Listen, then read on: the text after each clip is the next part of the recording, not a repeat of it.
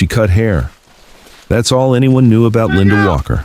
Every morning at the base salon, scissors in hand, small talk about weekend plans. Then, 4 Navy SEALs went missing behind enemy lines, surrounded by 50 fighters. And the quiet hairdresser picked up something deadlier than scissors. What happened in the next 6 hours would reveal that some people hide their most dangerous skills in the most ordinary places.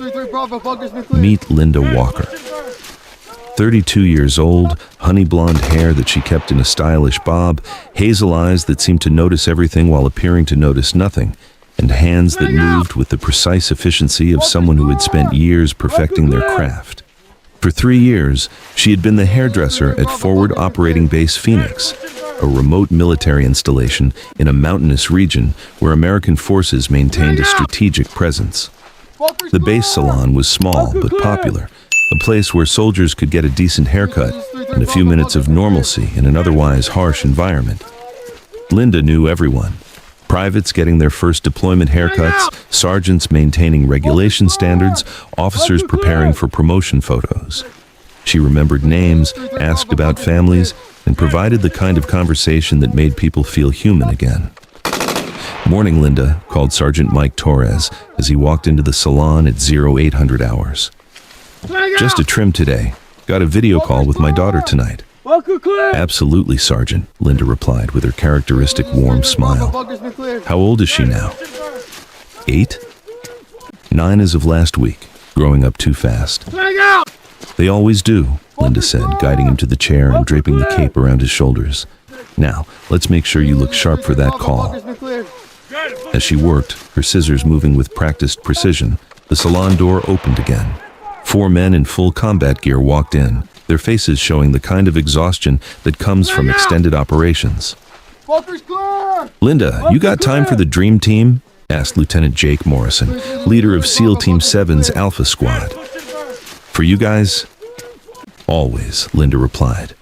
"Give me 15 minutes to finish with Sergeant Torres, then I'm all yours." The 4 SEALs, Morrison, Chief Petty Officer Ryan Blake, Petty Officer First Class Carlos Martinez, and Petty Officer Second Class Tommy Chen, were legendary on the base.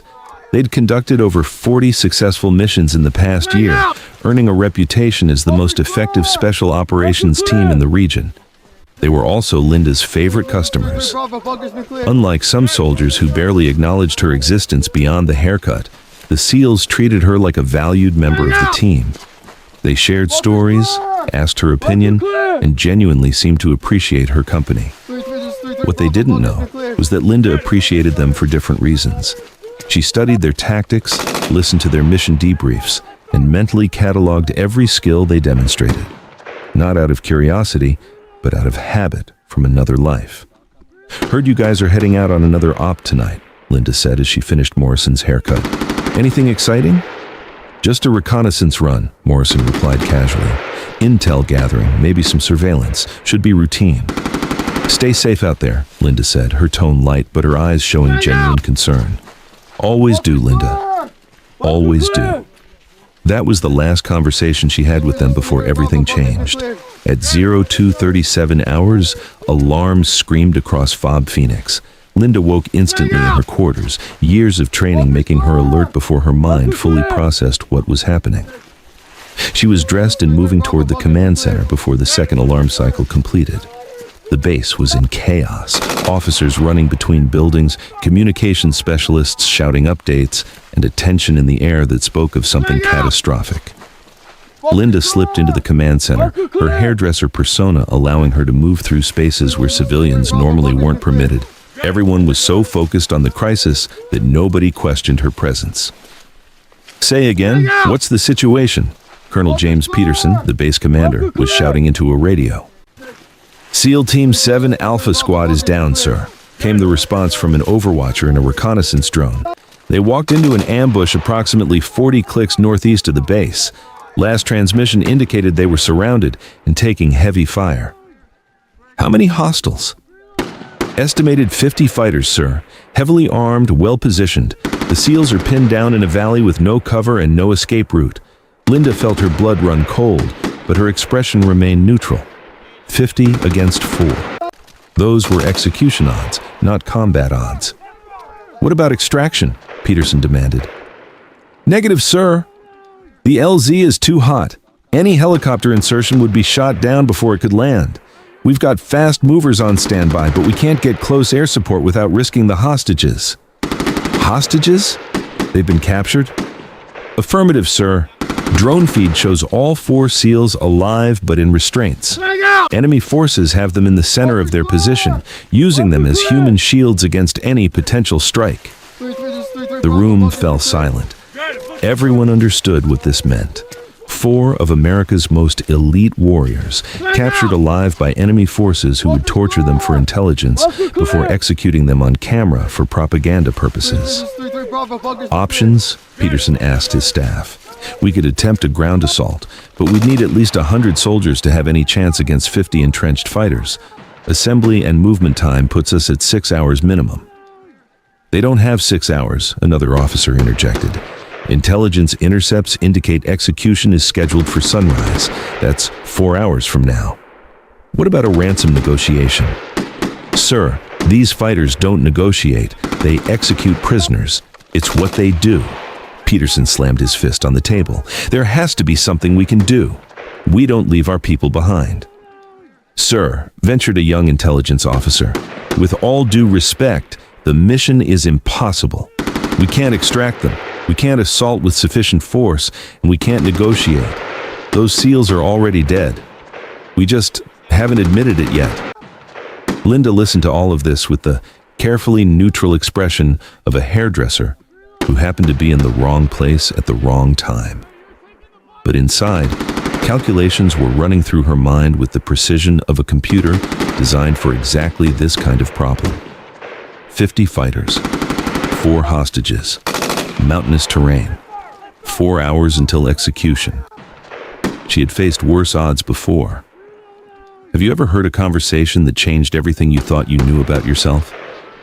Sometimes the person you've become isn't who you really are. It's just who you're pretending to be until the moment demands otherwise. Linda quietly left the command center and returned to her quarters. She locked the door, moved to the back of her closet, and pulled aside a panel that nobody knew existed. Behind it was equipment that had no business being in a hairdresser's quarters. A custom-built rifle with a suppressor and night vision scope, tactical clothing in dark colors, combat knives, climbing gear, communications equipment, a go bag that had been packed and ready for 3 years, just waiting for a moment like this, and most importantly, identification that showed her real name and her real occupation before she became Linda Walker, hairdresser. Before she became the person who cut hair and made small talk about weekend plans, she had been Captain Linda Shadow Walker, Special Activities Division, CIA. One of the most effective covert operators in American intelligence, specializing in impossible extractions and high-value target eliminations. She had retired 3 years ago after a mission went wrong. Not because she failed, the target was eliminated successfully, but because she'd been forced to make a choice between following orders and doing what was right, and she'd chosen right over orders. The CIA had given her 2 options: accept reassignment to a desk job in Virginia, or disappear completely with a new identity and never work in the field again. She chose to disappear. Found herself at FOB Phoenix with a cover story as a hairdresser, thinking she could leave her past life behind and just be normal for once. But now 4 good men were going to die unless someone did something impossible. And impossible was Linda Walker's specialty. She changed quickly, the familiar weight of tactical gear feeling like coming home after a long absence. The rifle fit perfectly in her hands, muscle memory from thousands of hours of training, making every movement automatic. But she couldn't just walk out of the base in full tactical gear without raising questions. She needed to leave quietly, without anyone knowing she was gone until it was too late to stop her. Linda packed everything into a duffel bag that looked like standard military issue, pulled on a hoodie over her tactical vest, and walked casually toward the base perimeter. She knew the guard rotation schedules, knew which sections had camera coverage, and knew exactly how to exploit the gaps. 20 minutes later, she was outside the wire, moving through the darkness with the silent efficiency of someone who had spent years learning to be invisible. The terrain was treacherous, rocky mountain paths that would break an ankle in the dark. But Linda moved through it like she was walking on flat ground, her night vision equipment turning the landscape into shades of green, her mental map of the region guiding every step. 40 kilometers. In most cases, that would be a 10-hour hike over mountain terrain in the dark. Linda planned to do it in 90 minutes. She ran. Not the casual jog of someone exercising, but the brutal ground-eating pace of someone who had trained for exactly this kind of emergency movement. Her body protested. 3 years of cutting hair hadn't kept her in the same condition as her active duty days, but she pushed through the pain, knowing that 4 men were counting on her even though they didn't know it yet. At the 30-kilometer mark, she slowed to a tactical pace, knowing she was getting close to enemy territory. The drone feed had placed the SEALs in a valley surrounded by hills, which meant the 50 fighters would have observation posts on the high ground. Linda approached from the west, using terrain masking to stay below sight lines from the hilltops. She moved from shadow to shadow, her dark clothing making her nearly invisible in the pre-dawn darkness. Through her rifle scope, she could see the enemy position. They had set up a perimeter around the valley floor, with the 4 SEALs bound and kneeling in the center. Fighters were positioned in concentric circles, creating overlapping fields of fire that would make any assault suicidal. Professional setup. These weren't random insurgents. They were trained soldiers who knew what they were doing. Linda counted heads. 52 fighters, not 50. Intelligence had underestimated slightly. Not enough to change her plan, but enough to make it more challenging. She found a position on a ridgeline approximately 800 meters from the enemy position. From here, she had clear sight lines to most of their defensive positions, with enough elevation to see over their inner perimeter. Linda set up her rifle with the practiced efficiency of someone who had done this hundreds of times. Bipod deployed, scope adjusted for range and wind, suppressor checked, magazine loaded with match-grade ammunition. She looked through the scope at the 4 SEALs. They were beaten but alive, showing signs of interrogation, but nothing that looked life-threatening. Morrison was talking to one of the guards, probably trying to buy time or gather intelligence. The enemy commander was easy to identify. Older man, better equipment, positioned where he could see everything but protected by multiple layers of guards. He was checking his watch regularly. Sunrise was approaching, and with it, the scheduled execution. Linda's original plan had been to create a diversion, draw off enough fighters to allow the SEALs to escape in the confusion. But looking at the setup, she realized that wouldn't work. These fighters were too disciplined. Any attack would just make them kill the hostages immediately. She needed a different approach, something that would eliminate the threat so completely and so quickly that the enemy wouldn't have time to react. She needed to do what she did best. Linda began identifying targets through her scope.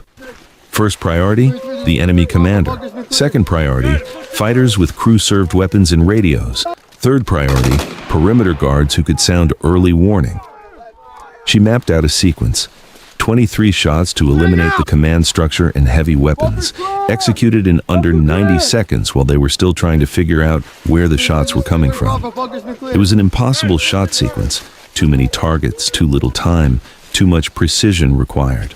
But impossible was just another word for Tuesday in Linda Walker's previous life. She controlled her breathing, feeling her heart rate slow to the familiar rhythm that marked the difference between a good shooter and a legendary one. Her finger rested lightly on the trigger, not pulling, just waiting for the perfect moment. The enemy commander raised his hand, signaling something to his troops. Execution was about to begin. Linda fired. The suppressed rifle made a sound like someone coughing. 800 meters away, the enemy commander's head snapped back and he dropped instantly. Before his body hit the ground, Linda had already acquired her second target. The fighter standing next to him, trying to process what had just happened. Another shot, another body dropping. The enemy position erupted in chaos. Fighters were shouting, looking around wildly, trying to identify where the shots were coming from. But suppressed rifle fire is nearly impossible to locate, especially in mountain terrain where sound bounces and echoes. Linda worked through her target sequence with mechanical precision. The machine gunner on the eastern perimeter, the radio operator trying to call for reinforcements, the lieutenant attempting to organize a response. 23 shots, 90 seconds, 23 enemy fighters eliminated before they even understood they were under attack. But she wasn't done. The math had changed. 52 fighters minus 23 still left 29 between her and the SEALs. Too many to handle with precision shooting alone. Time to get creative. Linda packed her rifle in moved position, circling around to the northern approach. She'd brought more than just a sniper rifle. The go bag contained tools for exactly this kind of situation. Flashbang grenades, smoke canisters, and one very special piece of equipment that she'd been saving for an emergency. A portable jammer that would disrupt all radio communications within a 2-kilometer radius. She activated the jammer and tossed it into the valley where it would be difficult to locate. Immediately, all the enemy fighters' radios went dead. They couldn't call for reinforcement, couldn't coordinate their response, couldn't do anything but react to immediate threats. Then, Linda became the threat. She moved down from the hills like a ghost, using smoke grenades to create cover and confusion. The remaining 29 fighters were scattered, disorganized, trying to protect the hostages while defending against an unknown number of attackers from an unknown direction. Linda exploited their confusion perfectly. She'd appear from the smoke, eliminate 2 or 3 fighters with precise shots, then disappear before they could respond. The enemy kept firing at shadows, wasting ammunition and revealing their positions. Through it all, the 4 SEALs remained exactly where they were, bound and kneeling, but now watching with professional interest as someone systematically dismantled their captor's defensive position. "Whoever you are," Morrison muttered under his breath, "you're my new favorite person." Linda worked her way closer to the center of the enemy position, eliminating fighters one by one. The smoke was thick now, visibility down to a few meters, perfect conditions for close-quarters combat against a disorganized enemy. She found herself face-to-face with 3 fighters who were guarding the SEALs directly. They saw her emerge from the smoke, raise their weapons, and Linda moved. Years of close combat training took over. She rolled left, avoiding the first burst of automatic fire, came up on one knee, and fired 3 shots in rapid succession, 3 fighters down in under 2 seconds. "Well, that was impressive," observed Ryan Blake, the SEAL's second in command. Linda moved to the SEALs and cut their restraints with her combat knife. "Can you guys move?" "Who are you?" Morrison asked as he grabbed a weapon from a fallen fighter. "Someone who really hates seeing good people die," Linda replied. "We can do introductions later. Right now we need to move. There are still hostiles in the area." "Still hostiles?" Martinez laughed as he armed himself. "Lady, you just took out like 40 fighters single-handedly. How many could possibly be left?" 8 by my count, and they're regrouping near the eastern exit. We need to go west. The 5 of them moved as a unit, the SEALs falling into formation around Linda like she was just another team member. They encountered 2 more enemy fighters trying to organize a counterattack. The SEALs handled them with brutal efficiency. They were a kilometer from the enemy position when the sun finally rose. Linda could see the remaining fighters in the distance, searching for their missing hostages and trying to understand what had just happened. "Okay," Morrison said as they paused to catch their breath. "I need some answers. Who the hell are you, and where did you learn to do that?" Linda smiled, the same warm smile she used in the salon when discussing weekend plans. "My name is Linda Walker. I cut hair at FOB Phoenix." The 4 SEALs stared at her like she'd just spoken in an alien language. "You're our hairdresser," Chen said slowly. "Yes. Our hairdresser just eliminated 50 enemy fighters to rescue us. 52, actually. Intelligence underestimated slightly." Blake started laughing, the kind of laughter that comes from survived impossible situations. "This is insane. We've been getting haircuts from a 1-woman special operations unit for 3 years, and nobody knew?" "That was kind of the point," Linda said. "I was retired. Past tense. Until you guys got captured and I couldn't just let you die." "Retired from what?" Morrison asked. "That's classified, or at least it was. I'm guessing my cover is pretty much blown at this point." They made it back to FOB Phoenix as the sun was fully up. The base was still in crisis mode, with officers organizing the rescue operation that Linda had already completed. Colonel Peterson was in the middle of briefing his assault team when someone shouted, "Sir! The SEALs are back. They're at the main gate." Everyone rushed outside to see the 4 captured Navy SEALs walking through the gate, armed and apparently healthy, accompanied by a blonde woman in tactical gear that most people didn't immediately recognize. "That's not possible," someone muttered.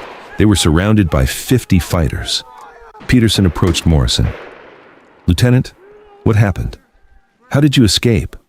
Morrison gestured to Linda. "We didn't escape, sir. We were rescued by her." Everyone turned to look at Linda, and slowly recognition dawned on their faces. Is that Linda? Our hairdresser?" "Not just a hairdresser, apparently," Peterson said, his trained eye recognizing military-grade equipment and the bearing of someone with serious combat experience.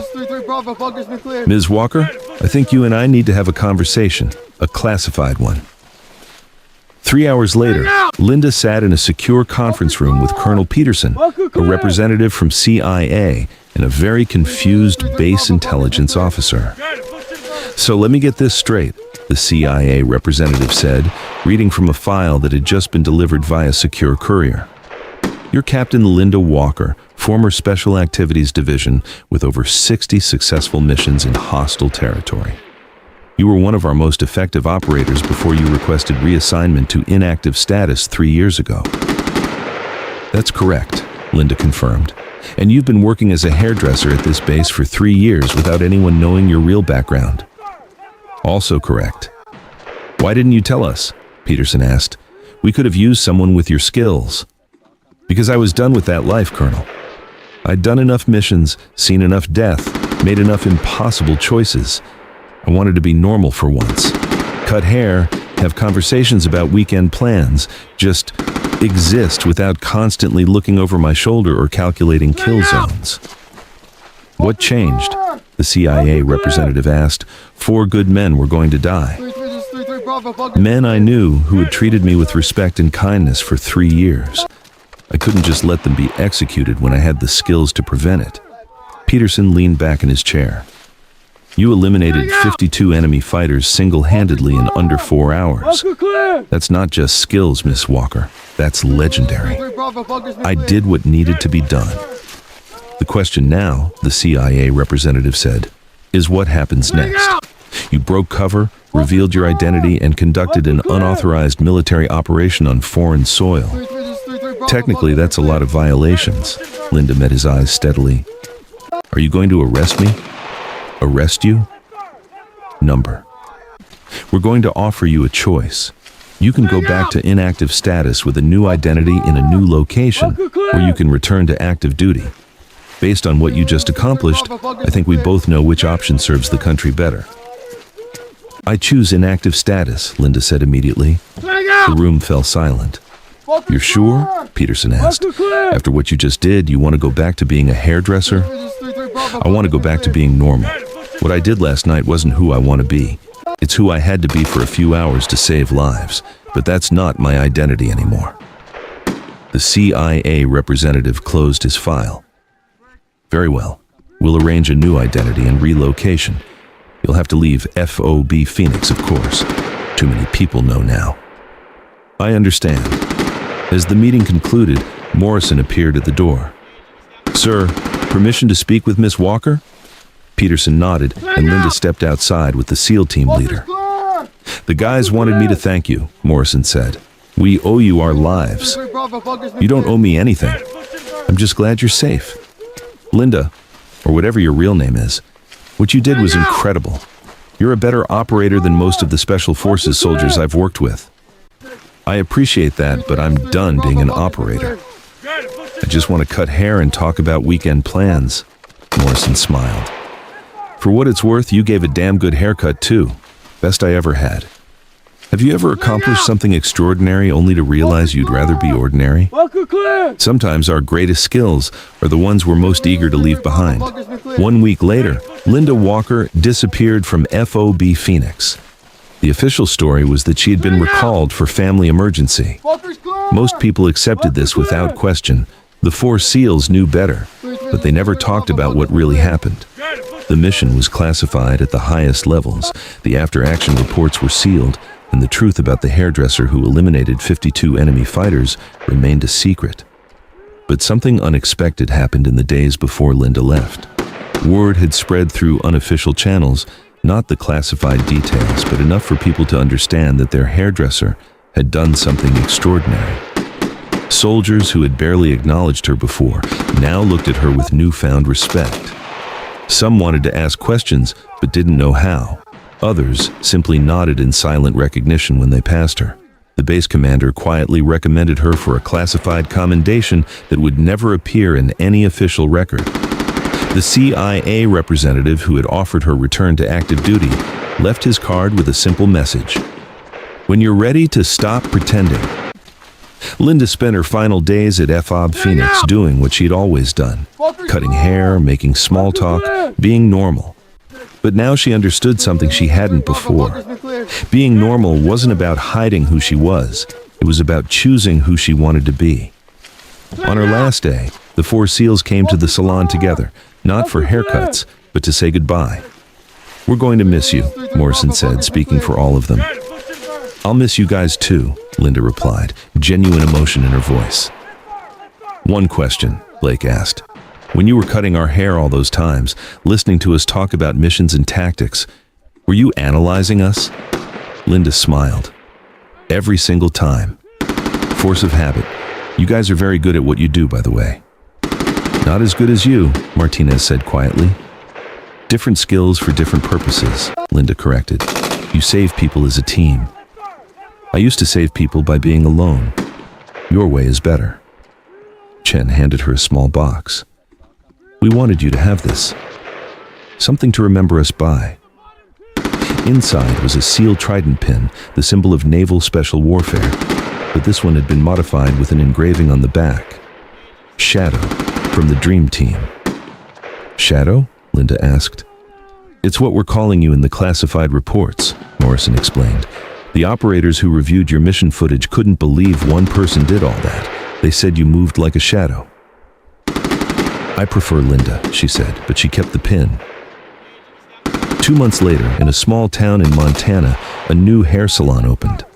The owner was a friendly woman in her early 30s with honey blonde hair and hazel eyes that seemed to notice everything while appearing to notice nothing. Her name was Sarah Mitchell, and she was just a hairdresser. But in a secure facility in Virginia, there was a file with her real identity and a single notation: inactive status, available for recall in case of emergency requiring impossible operations. Because some skills never really retire. They just wait quietly, like scissors in a drawer, ready to be picked up again when someone needs cutting. The customers at Sarah's salon in Montana had no idea that the woman cutting their hair had once been one of America's most effective covert operators. They just knew she gave great haircuts, remembered everyone's name, and always asked about their weekends. And that was exactly how Sarah, formerly Linda, formerly Captain Walker, wanted it. Until the next time 4 good people needed someone willing to pick up something deadlier than scissors. If you've ever hidden your most impressive skills because you just wanted to be normal, remember Linda Walker. Sometimes the most extraordinary people are the ones who choose to be ordinary, right up until the moment when extraordinary is exactly what the situation demands. The hairdresser who saved 4 Navy SEALs proved that sometimes the most dangerous person in the room is the one everyone thinks is harmless. And sometimes, the person cutting your hair has killed more enemy fighters than most soldiers ever see in combat. But you'll never know unless someone needs saving. And by then, it's already too late for everyone except the people they're protecting. Thanks for watching. If you like this video, you can subscribe to see more incredible stories like this one. In her new salon in Montana, Sarah Mitchell kept the SEAL trident pin in a locked drawer beneath her station. On quiet evenings after closing, she would sometimes take it out and remember the night she stopped being a hairdresser and became Shadow again. She didn't miss the violence. She didn't miss the constant vigilance or the weight of impossible decisions. but she did miss knowing that her skills could save lives when it mattered most. One day, perhaps, someone would walk into her salon needing more than a haircut. Someone would recognize the way she moved, the way her eyes automatically cataloged exits and threats, the way her hands never quite forgot their training. Until then, she would cut hair, remember names, and ask about weekends. Because sometimes, the greatest act of courage isn't picking up the weapon, it's putting it down and choosing to be ordinary, knowing you could be extraordinary whenever the world needs you to be.